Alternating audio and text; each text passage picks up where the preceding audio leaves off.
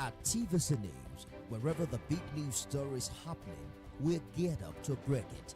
TVC News, first with breaking news.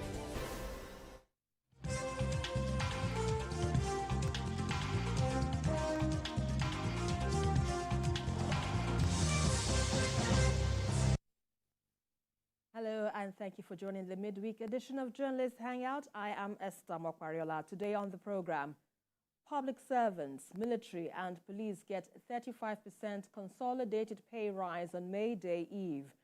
But NLC rejects pay rise and insists on living wage.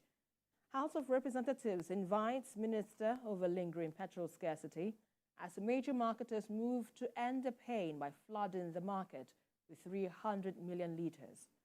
And later on the show, TVC News CEO Andrew Hallon bows out after 7 years at the helm. Victoria Abiola Ajayi comes in. I will be hanging out with Babajide Kolade Otitoju and Emeka Madnagu. Journalist Hangout starts now.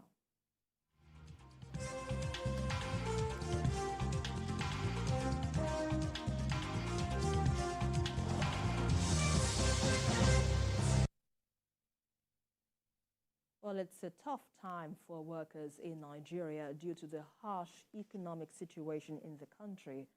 In the light of this, the federal government has acted on the report of the 37-member tripartite committee on new national minimum wage led by Buka Goni Aji by approving a pay rise of 25 to 35% for civil servants across various consolidated salary structures. The government also increased pensions by 20 to 28%, but what sounded like a cheery news is taking a different dimension as the Nigeria Labour Congress is rejecting the increase. And the NLC insists on a living wage structure for workers, citing harsh economic realities in the country. BKO, let's have your thoughts on this. Do you think the NLC is justified by the action rejecting this increase in minimum wage? We address that shortly, but I want to talk about what happened yesterday. Right. For the first time, the first and only time in 10 years, a non-journalist sat with us here yesterday. It was a travesty, and it was a result of a mix-up in the course of producing the program. Human beings make mistakes, and our producer made a mistake yesterday. I'm saying this because in future, somebody will say, but I saw a non-journalist sit with you people. Why are you saying that I cannot sit with you? Because we've interviewed vice presidents in this country, we've interviewed so many big people. We never allowed them to sit with us. Ministers wanted to sit with us. We said, no. By the character of the program, you cannot sit with us unless you are a practicing journalist.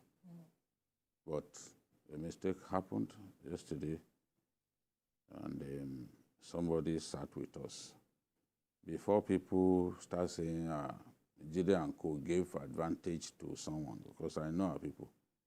This was a mistake, and the people who made the mistake have apologized, and I believe that it will never happen again, because there will be repercussions if it will happen again.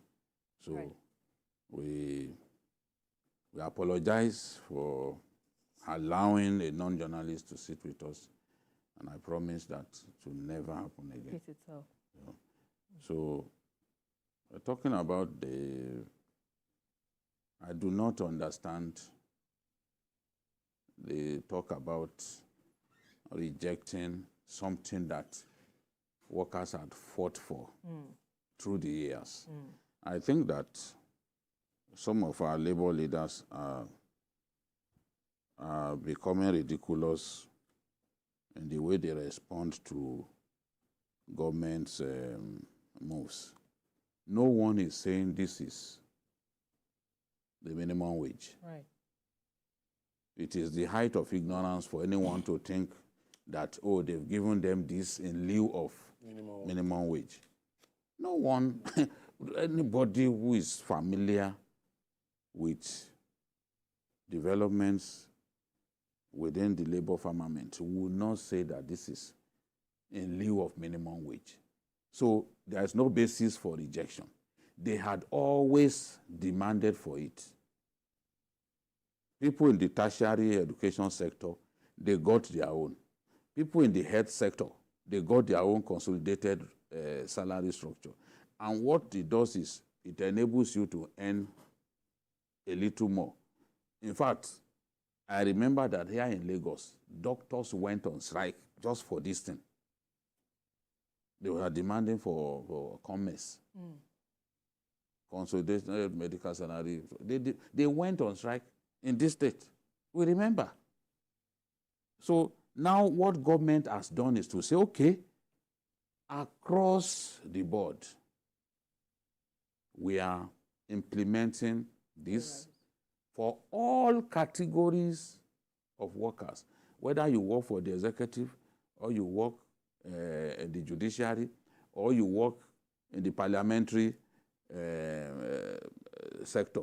You are all going to benefit. And now, let's see, because government said the others, those that had not benefited, they will now benefit. So, and those who had not benefited by way of their salary structure is, they are consolidated public service salary structure, COMS, consolidated research and allied institution salary structure, CONRAIS, consolidated police salary structure, COMPOS, consolidated paramilitary salary structure, COMPAS, consolidated intelligence community salary structure, CONIX, and consolidated armed forces salary structure. That is why within the military, people are happy because it was listed. You know, some newspaper even captioned it, police, army, to get pay rise and all that. Those who had benefited before, as I said earlier, those who had benefited, the health sector, in form of commerce, that is consolidated medical salary structure and consolidated health sector salary structure. Then, of course, the polytechnics, for polytechnics and colleges of education, it involved the consolidated polytechnics and colleges of education academic staff salary structure, CONCPAS, and consolidated tertiary educational institution salary structure. Of course, we had the universities had theirs by way of tertiary, by way of consolidated university academic salary structure. So how do you say you are rejecting something that you have fought for years? It's ridiculous to hear people talk like this. The level of elevated ignorance in our country is disturbing. It's disturbing. No one is saying this is minimum wage, come and take. Come on. We can criticize the government on so many things, but we can't criticize the government for increasing the wages of workers or increasing the take-home of pensioners, because it's also part of what they agreed to do. Except if at a point some people were then saying, oh, maybe they are giving, this is a Greek gift, they are giving us because they don't want to pay minimum wage. Minimum wage is the law. Is the law. It's in the Constitution. You must pay it. You must pay it. And there's no way the government can run away from paying it. There's already a tripartite committee that is talking about that. They've not agreed yet. I think it was the vice president I met with them the other day. They've not agreed, but we'll get there. We all know that negotiation for minimum wage takes ages. See how long it took President Buhari to approve that minimum wage, because they kept having meetings. They would not agree on virtually everything. The issue, when you increase minimum wage, everybody gets to benefit. Right. Everybody. Whether you are on level 17 or not. Ideally, minimum wage should affect only level 1 to level 6. But in our country, once you you do a new minimum wage, everybody gets something. It is by percentage. That's what is called consequential payments. So if you're on level 10, there's a percentage that will be added to your salary. The whole idea is for those juniors who have received the minimum wage to not catch up with you. You don't then suffer because you are not among the lowest, the lowest cadre. You don't suffer. As they are getting some money into their pocket, you too are getting. The higher you are on the ladder, the lower the percentage that goes to you. Right. So this is the thing. Minimum wage, the negotiation, the argument about, no, you should give me 20%. No, you should give me 15%. No, I'm level 16, but you can't give me less than 5%. All of those things take time. They've got to hammer out a deal. And it's not easy, especially in these difficult times. I can figure out that Labour is going to send hard-nosed negotiators to the negotiating table, and it's not going to be easy. But at least this is coming like a sweetener. Previous administrations didn't implement this. A government has come, the remaining 6 categories of workers that were left out. A new government came and said, okay, we are paying all of you between 20 to 35%. You're getting it. So everybody's covered now. So is it a case of miscommunication between both parties, or what exactly? Because from what you're analyzing here, it's different from what the NLC is putting out, saying that they're rejecting it altogether. Because I'm trying to understand exactly where the gap is. What are they rejecting? They've been fighting for it for years. Why did you fight for it for years if you will reject now? I'm telling you, and people who have a sense of history can bear me witness, that here in Lagos, during Fashion last time, doctors went on strike. Some of us don't forget these things easily. Doctors went on strike for this commerce thing. Now, other categories of workers are to benefit, not just the health and education sector. And why did those ones benefit? Because they went on strike. Most people always go on strike before they can get their entitlement, what is due to them. So government has now done this. You can see that when they talk about public, there is a category that covers public servants. So the different police, armed forces, they all have their salary structure and they will all get a raise. So what is the NLC talking about? Must you criticize everything? If you are rejecting it, do you have some money in your pocket that you want to give those who are already salivating that more money is coming their way? I mean, we can't be we can't be ridiculously adversarial. We can't be doing that and say, oh, this is a labor movement. I know these are difficult times everybody is facing, but no matter how little it comes your way, and nobody is saying it is in lieu of minimum wage. My suspicion is that some people felt, oh, maybe this is what they want to give. It's minimum wage that we want. But our minimum wage will come. President Tinubu even raised the issue of minimum wage before governors. His first meeting with governors, he said, we need to give the people a minimum, a living wage. That was the language I used. I mean, they should cut the old man some slack. Must you condemn everything? It seems that sometimes when government does something good, in order not to give it credit, people will just find a way to say, no, this is wrong. Oh, this is misplaced priority.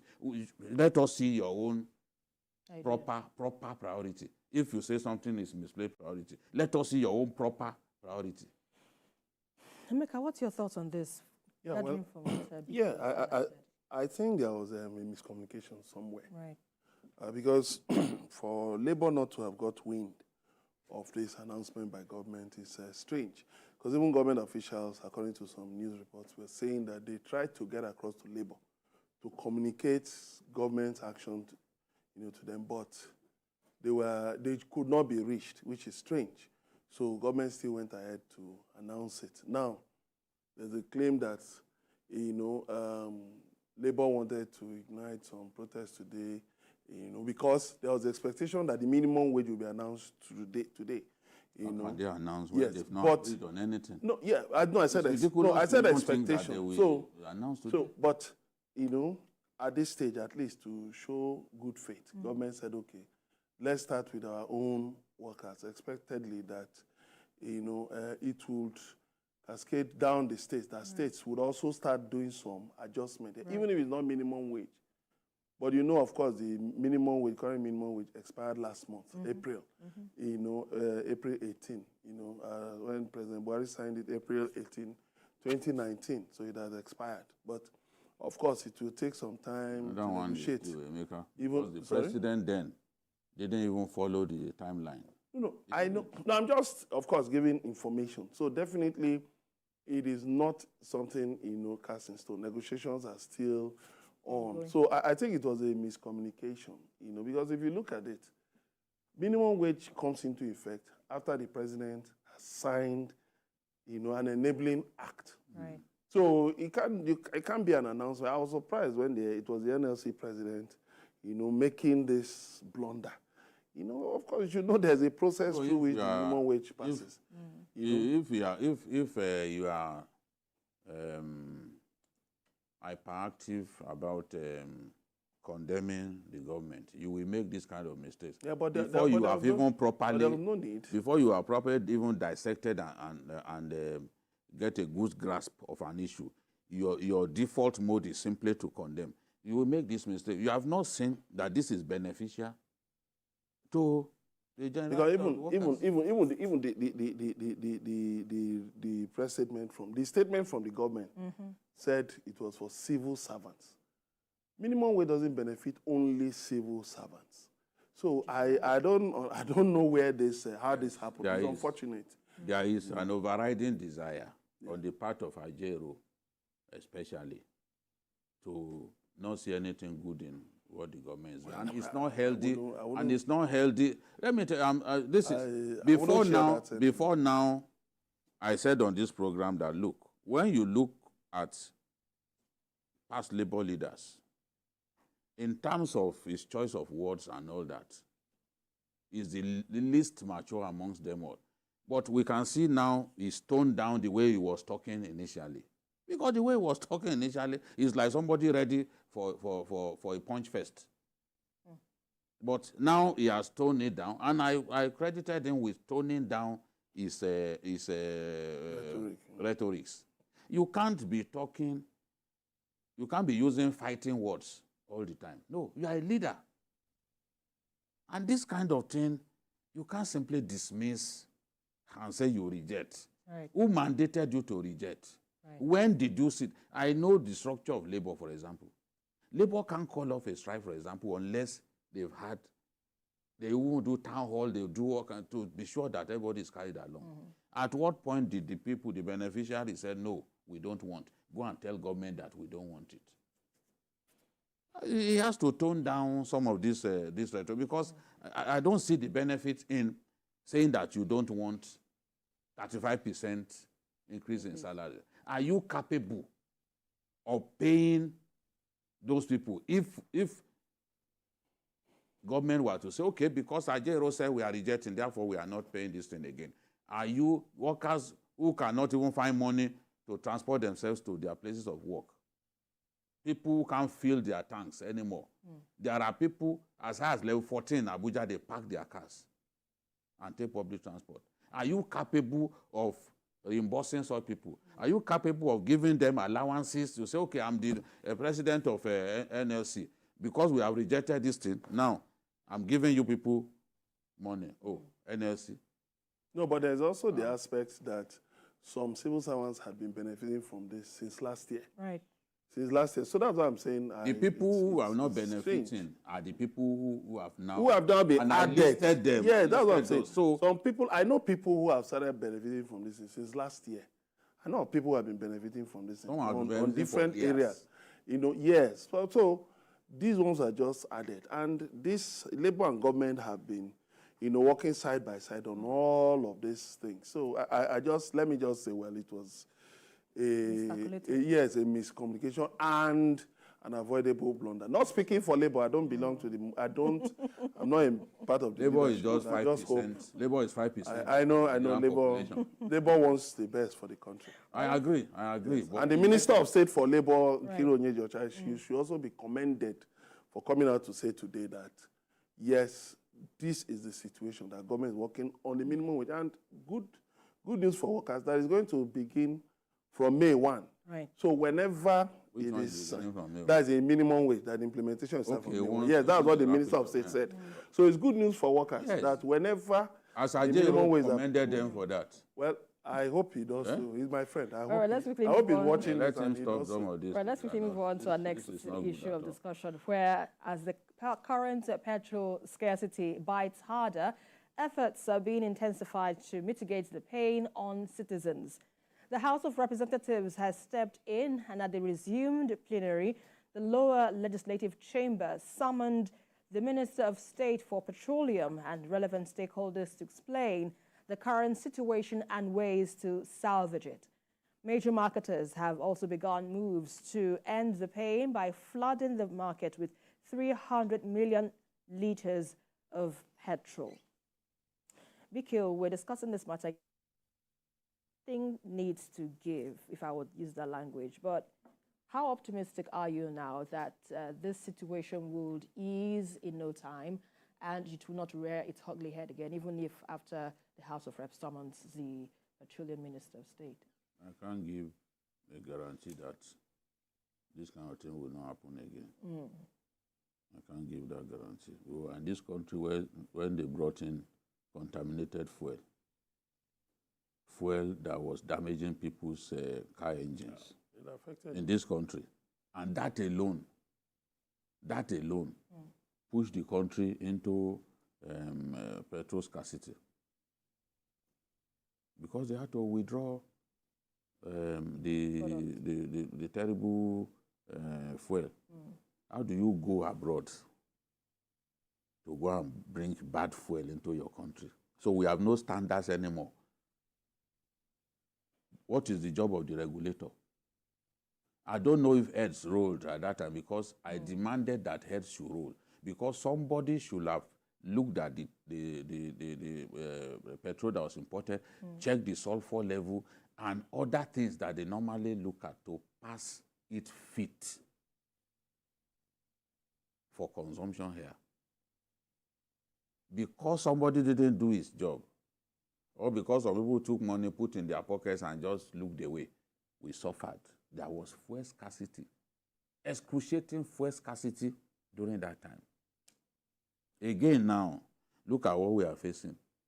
Some stakeholders have said, oh, it's because some refineries that we used to patronize buy petrol from were on a turnaround maintenance break. Oh, you didn't know, or they didn't communicate with you that they would go on terminal. Those big companies would normally communicate that, look, we are shutting down. You can't tell me that they didn't tell you. It's just a lack of foresight. Not being proactive. And habitually not being proactive. Otherwise, why would you allow that to happen? Right. You look elsewhere. You find alternatives. You find alternatives.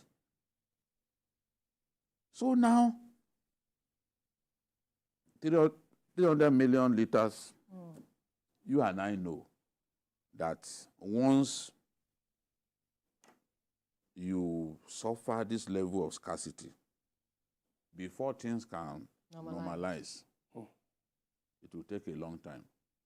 All of the stories they are telling us, 3 days from May 1, absolute balderdash. They knew in their hearts that there's no way that these queues will clear up by May 1. They were just deceiving. They never, by nature, they never tell Nigerians the truth.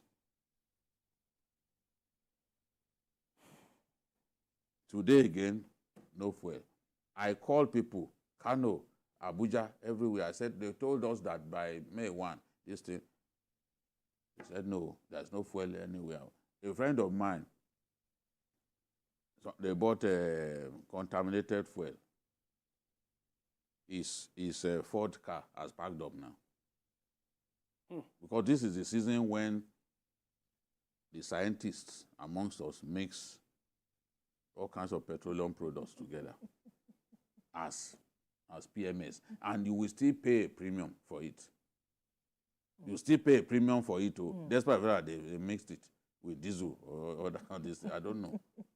So, what really is going on? If the president puts people in positions of authority, right, because he cannot do everything for himself, he's not a foreman. Yorubas will say, "Akwonle ni foreman, ẹnìkan lè ṣiṣẹ́ èèyàn mẹ́rin." Not one person can do 4 persons' job. Of course. So the president has appointed people, do this for me. If they don't do it, he has the power and he should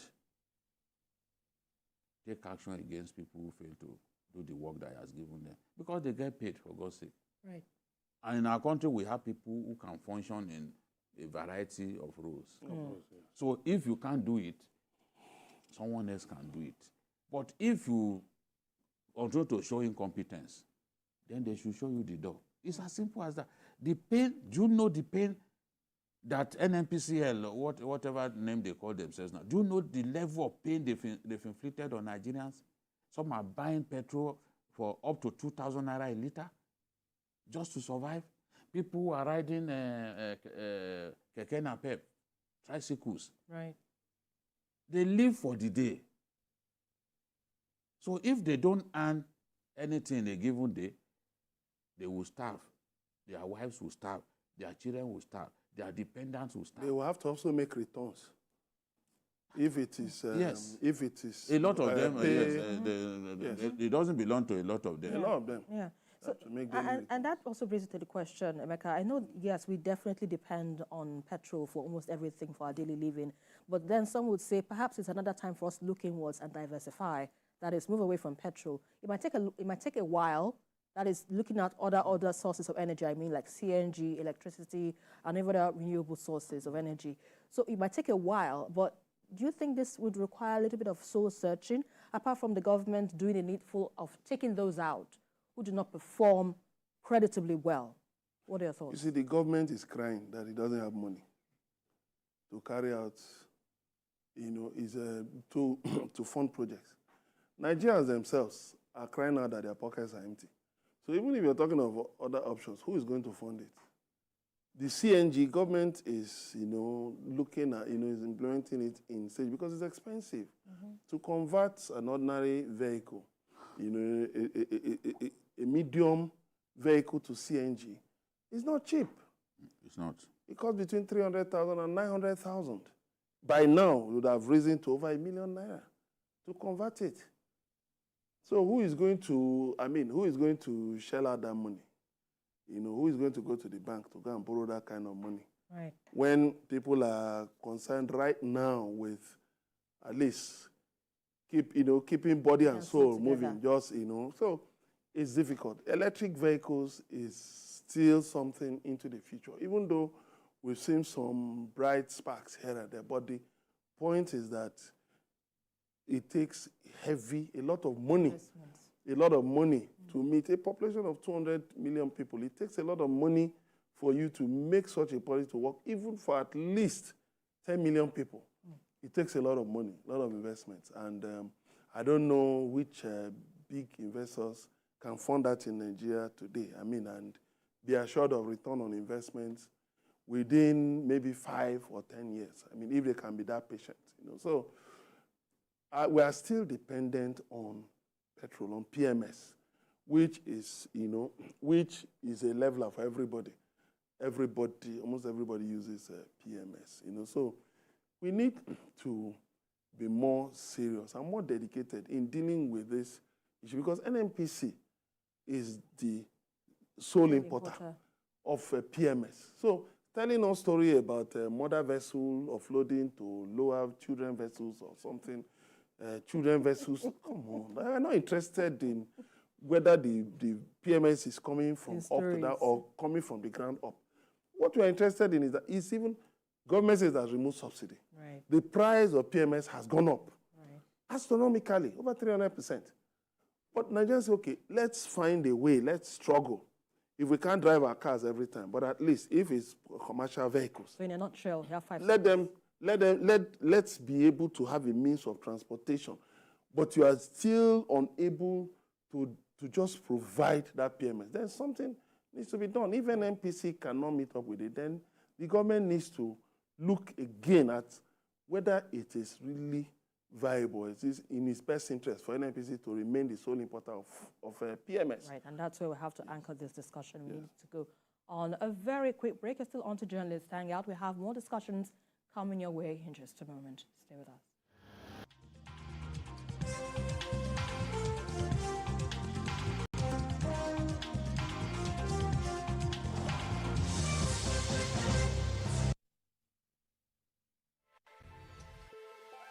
Every weekday on Business Nigeria, we uncover the secrets of the financial world, breaking down intricate economic and financial matters. We analyze the stock market, shares, bonds, and the thrilling world of cryptocurrencies. We unveil and analyze complex policies of the CBN and other government parastatals as they affect your everyday life, keeping you a step ahead every time.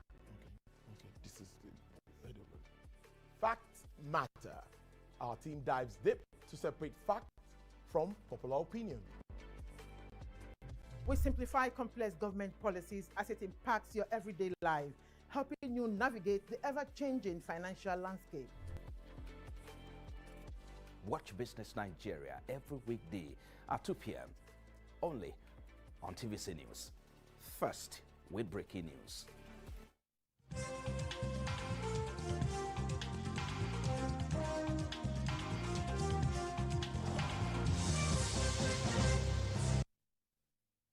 Welcome back. You're still on to Journalist Hangout, and we're still discussing the issue of fuel scarcity that is biting hard among Nigerians at the moment. Babajide, let's talk about the invitation now of the Minister of Petroleum by the House of Representatives. What are your expectations, and do you think anything will change out of it? Well, they are the representatives of the people, and they feel the pinch too. So it's all part of their, it's in the exercise of their oversight functions that if invited them, at least the representatives of Nigeria will know what the problem is. Because, as I told you, the NNPC has not told us the truth. We just heard from, I think, one of the major stakeholders that the refineries selling PMS to us, some of them went on turnaround maintenance break. So perhaps Mele Kyari will tell us a different story, because it's his duty, really. The minister is just there playing a supervisory role. Right. It is the NNPCL GMD that has all the information, and we should go and tell the National Assembly how we found ourselves in this mess. It's a sobering development for the country to be so blessed with crude oil, yet we are having these endless queues. People are suffering over what God freely gave us. I mean, I just don't understand. By now, the pains induced by fuel scarcity should have become a thing of the past. Right. Why should we? That's why when you ask that question, I cannot give a guarantee that it will not happen again, because somehow we contrive to make life difficult for our people.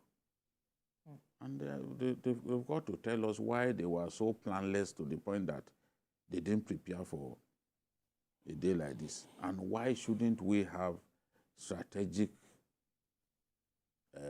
petrol reserves, for example, like it is done in other countries of the world? If crude oil prices hit the roof, the president of America will release crude oil from their strategic reserve, and they will use it to moderate the price. Why can't we do that? Look, in moments of adversity, we can just release this to ensure that our people do not suffer like this. Right. Why can't our government think along this line? That in the regions of the country we have those storage facilities where we can store petrol. And when in the season of scarcity, we can just release to mitigate the pains that our people are going. We must show respect to our people. Right. Indeed, showing respect it is. But, Emeka, I understand major marketers have also begun to, end the pain, flooding the market with about 300 million liters of petrol. Do you see this, solving any issue or solving the current problem as it is? Yeah, even as they're flooding, independent marketers are saying they will soon shut down. That they will shut down. That out of 200 billion owed them for bridging claims, that only 13 billion has been paid. So if when you flood the market, who is going to distribute it? How many outlets do and they don't have marketers have? Filling stations like independent marketers. The independent marketers are the ones that have filling stations everywhere. Yeah.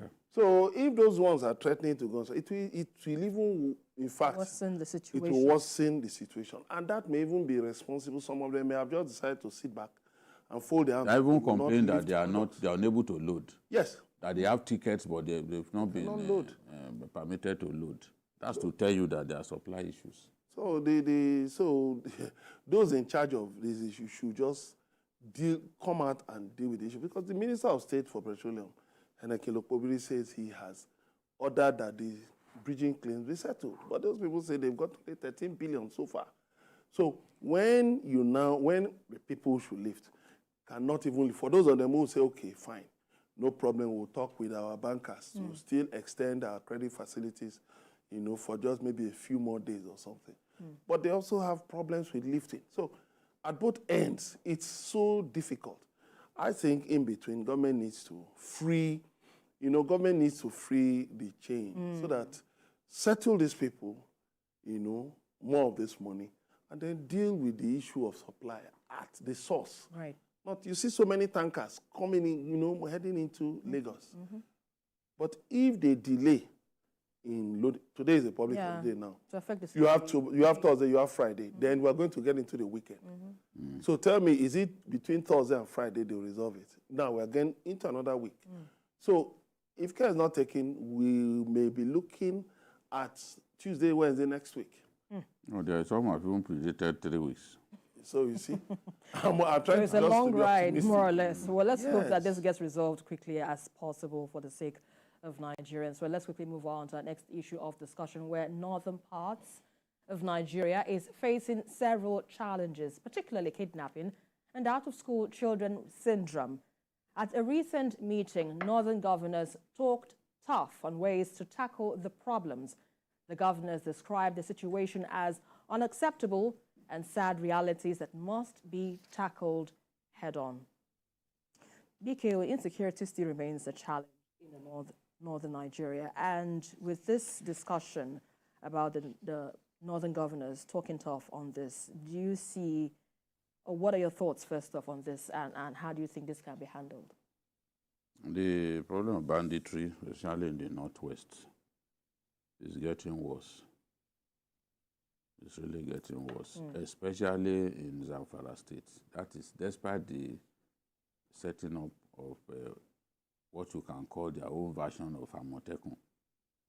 The bandits have been killing those boys for fun. Because you set up a security outfit. Right. They are not permitted to carry assault weapons. Maybe at best, a Dane gun. Carry a Dane gun. Those boys are carrying AK-47, AK-49. Some are even using some French rifles that they bought in the black market. They use it to confront boys who are not armed, who are armed with clubs and Dane guns. It's a mismatch. Weapons. It's a mismatch, and that's why in one day they killed about 60. And it goes on like that. It goes on because we have simply failed to do what some of us had suggested a long time ago. Is it impossible for Nigeria to say, okay, we are declaring a total war on banditry? Military campaign against banditry that will take into cognizance all of those contiguous states. No escape. That is how to wage a war. All this piecemeal approach. We go to Niger today, we go and fight them at Alawa and Shiroro, and then we bomb them, we go back. They still come back to that place where you bomb them. Sometimes you even bomb, you don't succeed in killing anybody. When you are doing your battleground assessment, post-battle assessment, you will see that they probably had even left before you started dropping bombs. You know? So, a situation in which a major food production belt of our country is going through this level of insecurity. They imposed harvest levies on farmers. They take over villages. They appoint their own district heads. They will tell you this is the person to deal with here. If you don't deal with it, we'll kill you. I've seen some videos. And those boys are there simply terrorizing our people, killing our people, and we can't stop them. Why is it difficult to stop them? The longer it takes to exterminate these people, the stronger they become. Before now, some years back, people could not mention like 5 bandit leaders on their fingertips. They can't count major bandit leaders on their fingertips. They didn't even know them. Today, they are well known. People even sing their praises. Musicians sing their praises. Because somebody sang a song to praise a bandit leader.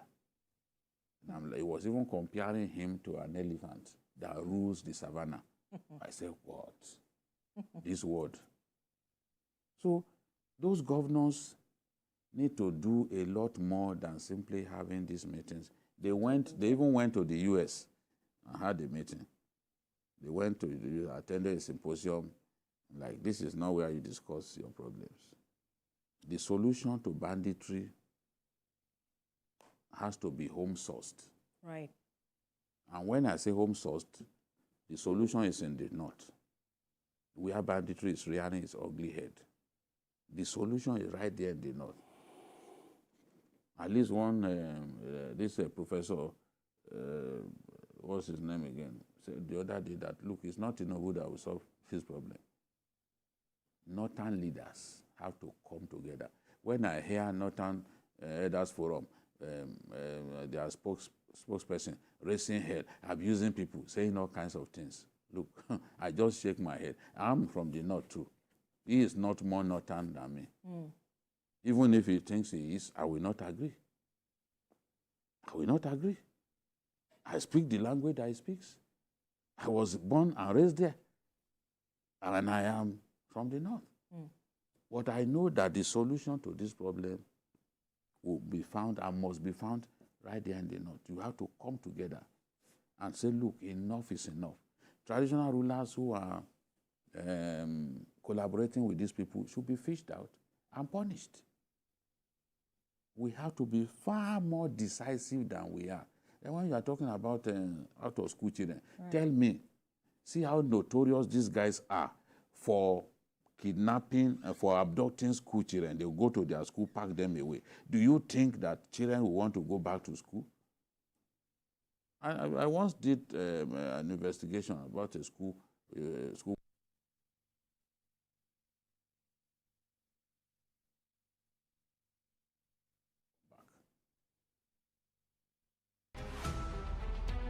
Every major news story is with many perspectives and layered with different levels of impact. Hello. What time did this happen? We will be right there.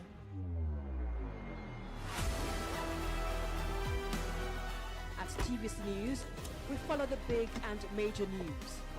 gathering the facts, witnessing the outcome from just military warfare in this case? I think the federal government, like BK has said, has to intensify, through the armed forces, they have to intensify their strategies. But again, I need to point out the apparent hypocrisy in the way northern leaders have been handling this. You find a lot of them have been very vociferous when it comes to issues in the southeast. IPO, Bidnan, Bikano, and all of that. But they have fire burning, in their own backyard. Let them face their own territory. Talk to those bandits. The way they tell Southeast leaders, oh, you're the ones. You see, Southeast leaders are also talking. They're also working behind the scenes. Southeast leaders are also working with governors in the Southeast, with National Assembly members in the Southeast, with state assembly members in the Southeast, with traditional rulers, clergymen, bishops in the Southeast. Let the northern governors and traditional rulers in the north and all those, big men in the north, let them face the north. Yes. The fire in the north, the fire raging in the north is even more intensive, more intense, than what is happening in the southeast. But every time you hear them, Nnamdi Kanu never leaves their mouth. Yeah. I'm not saying that what is happening in the southeast is right, but what I'm saying is this. If you call yourself a leader of thought, an opinion leader, charity must begin at home. Everybody go back to your own territory. Go back to your villages, go back to your states, and supplement the government, complement the government's efforts. Well, that's where we have to leave this discussion. Quickly need to move to our next issue of focus, where to continue on the path of growth, TVC Communications is witnessing a change of baton in its leadership.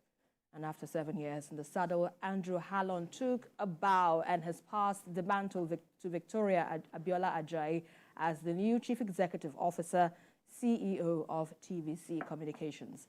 Ajayi is a seasoned finance leader with more than 15 years of professional experience across local and international organizations. And she has also served as a Deputy Chief Finance Officer at TVC Communications. Let's take in this report and we're back in just a moment to discuss this.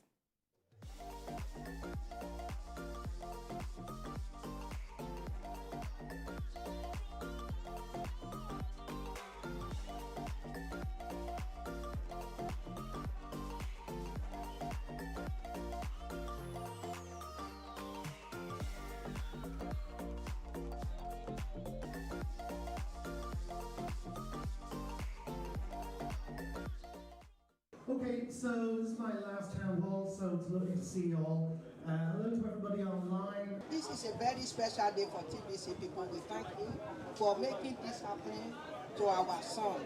Even though he can be white in color, but I want to say it's our son. Everyone that helped me out. Andrew is a people's person. It's a very rare trait, but it's a very important trait that we need more people, more leaders to exhibit. He automatically exudes a lot of confidence, a lot of leadership, and most importantly, a lot of transformation. It's always tough to miss someone who has been so impactful on one's career, on one's life. But in life, we meet to inevitably part. It's painful, but we will be consoled by the fact that Andrew has left TVC much better than he met it. And you can see his impact in so many areas of our work. He's an extremely sociable boss, one that you can relate with very well. There are many leaders who will not give you credit for some of the good things that you do, but Andrew will be the first to compliment you for anything good that you do on behalf of the company. Andrew has made TVC Communications. We are a much bigger company now. The world takes us more seriously now than before, and our brand is much stronger now. As we bid farewell to a remarkable leader whose vision, passion and dedication has steered the company to unprecedented heights. I took some time to reflect on the incredible journey we've shared together. From the first time Andrew set his foot in the company for a guided tour which I gave, to the time he finally accepted to relocate to Nigeria to work with us, and throughout his time with us at TVC, which has been quite memorable because he didn't just focus on work, he also immersed himself in the Nigerian culture. Andrew has been the architect of transformation, leading TVC through numerous opportunities and challenges like the NSAS protest and COVID-19 pandemic. Under his leadership, we've achieved numerous milestones, from clearly defining the group brand, TVC Communications, to the rebrand of Radio Continental to Max FM Lagos, to the addition of a new radio station in Abuja, to attaining a gold standard Great Place to Work certification, which made us the first and only media broadcast company to be certified in Nigeria and Africa, to many other noteworthy achievements. His commitment to fostering a culture of prioritizing people, our greatest assets, and keeping an open door policy has fueled our success and created a legacy that will endure for years to come. The outgoing CEO, Andrew Hanlon, expressed heartfelt gratitude to the TVC community for their dedication and support, emphasizing the company's achievements under his leadership, coupled with words of encouragement and optimism for the company's future under a new management. Very humbled by the experience I've had here for the past 7 years, working with over 500 of our staff and becoming friends with so many of them. So it's been amazing, but the great thing is we forged a cooperation between management and staff, and that cooperation has led to huge audience growth and huge revenue growth, which has secured the futures of over 500 staff in the company. We've done great things, like we opened a staff creche for our people.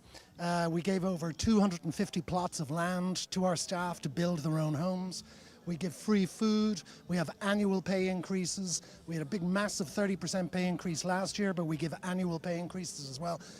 Because we know if we look after our staff, they will look after the company, and they have. And that's why we've had that major growth over the last 7 years. To our CEO, may his legacy of inspiration and dedication continue to resonate within TVC Communications, guiding us toward a future filled with success and growth. You're a good man, sir. You're a good man. Good man. Yes. We appreciate you. You will be missed.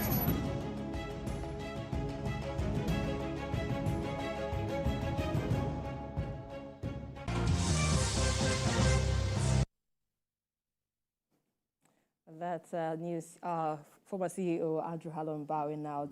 BK, we have very short time to talk about this. He has left, and Victoria has a big shoes to fill, if I would say that. What are your thoughts? Yes, and I'm sure she's. I've seen the signs that she's ready. She's ready for the job. Andrew had made her chair our management meetings on a number of occasions. So I won't say she's not prepared. She's prepared, but she knows that the job is tough, and she's a tough woman, even though she doesn't look it. I'm sure that we'll continue to make progress. Andrew has done a big job here for us, and we will be eternally grateful to him. And we'll say bye, but we know that we'll stay in touch.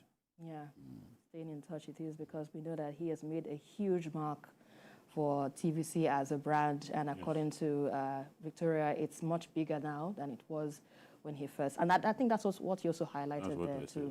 Yeah. So well, let's wish our new CEO the best, and also wish Andrew Hanlon the very best as he leaves us, I understand, tonight.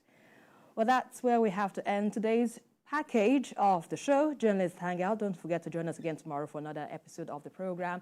You can also watch a repeat broadcast of the show tonight at 11. Join us again on Sunday from 1:30 to 3:30 p.m. We are also on YouTube at youtube.com/TVC News Nigeria. And before I go, let me thank my colleagues in the studio with me.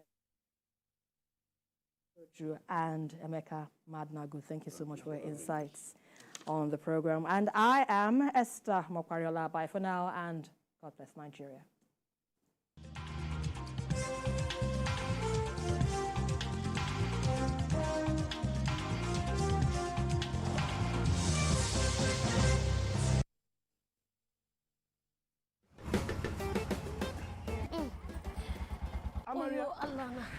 Where they come from? For inside this hot sun. Antenatal enter market. I happy well for this clinic where they go. It is very important for the baby. Not true.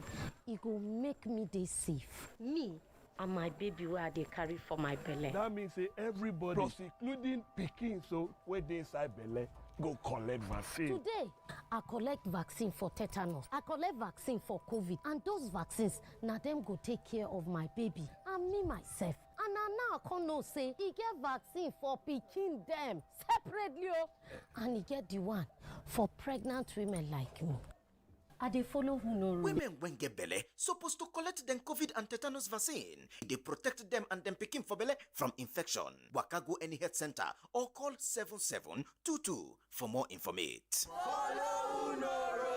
The following is a paid presentation by ShopX TV. Tired of pans that scratch and stick? Or cookware that takes up valuable space in your kitchen and are of little to no use? Cooking used to be fun, but now it just feels like a chore. Introducing ShopX Gotham Hammered Copper Collection, the perfect cookware to upgrade your cooking experience. The Gotham Hammered Copper Collection features a super durable ultra non-stick surface. Eggs stick to other pans, but with the Hammered Copper Collection, they slide right out. Incredible! Plus, the Cool Touch solid cast handle makes it safe and easy to cook even the hottest dishes.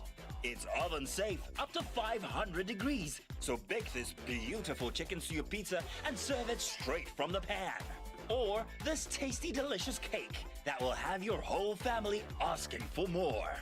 Any recipe can be made in these pans, and then it wipes clean with ease, so cleanup is a breeze. Plus, use your hammered copper pan to make homemade pancakes